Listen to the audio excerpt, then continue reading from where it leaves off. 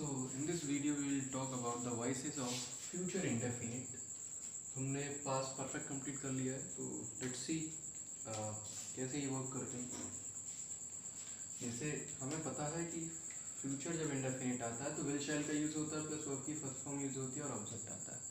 आई और वी के साथ में शैल यूज़ होता है, बाकी सब के साथ में विल यूज़ होता है। ठीक है, जैसे अगर हमें बनाना है पैसे तो हम क्या करते हैं, ऑब्जेक्ट को क्या बना लेते हैं, सब्जेक्ट, सब्जेक्ट को बनाएंगे ऑब्जेक्ट। ठीक है, जो सब्जेक्ट है, बाकी बीच में विल शैल और बी लगता है, वर्ब की थर्ड फॉर्म आती है, बाय लगता है। कहने का मतलब जो सब्जेक्ट होता है उसको हम ऑब्जेक्ट बनाते हैं। इसे बताने की ज़रूरत नहीं है क्योंकि आपको ये पता होना चाहिए कि हम कैसे पैसिव वॉइस फॉर्म करते हैं। तो खाली बताया, तो कैसे लर्न करते हैं सेंटेंस के थ्रू, कैसे ये वर्क करेगा।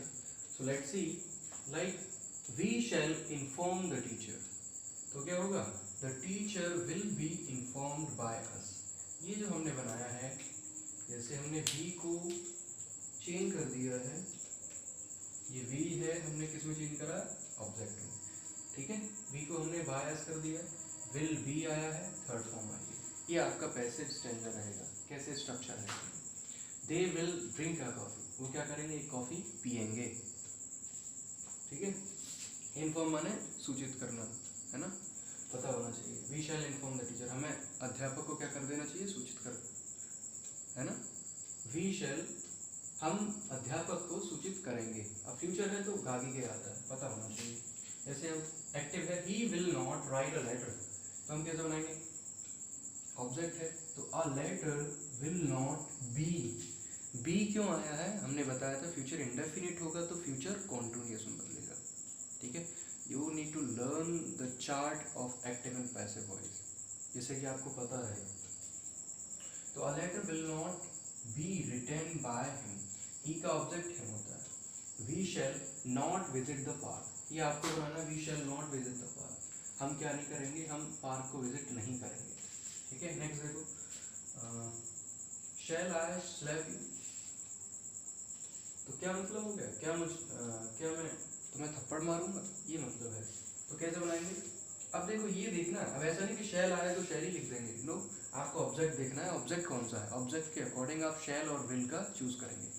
तो क्या है, यू है तो यू के साथ में तो विल ही आता है, will you be slapped by me, I का कौन हो गया, me, will you help me, तो ये आपको बनाना है। कैसे बनेंगे, मी का जो मी है ऑब्जेक्ट है, इसको सब्जेक्ट बनाने के लिए क्या करना पड़ेगा, चेंज करना पड़ेगा।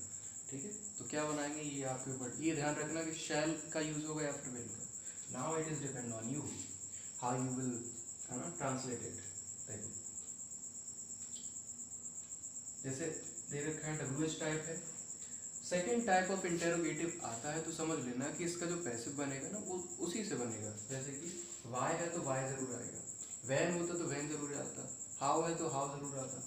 तो why will they beat my child, वो मेरे बच्चे को क्यों मारेंगे, तो हम क्या बोलेंगे, why will my child will नहीं आएगा यहाँ पर, why will my child be beaten by them, तो दे का ऑब्जेक्ट होता है देम।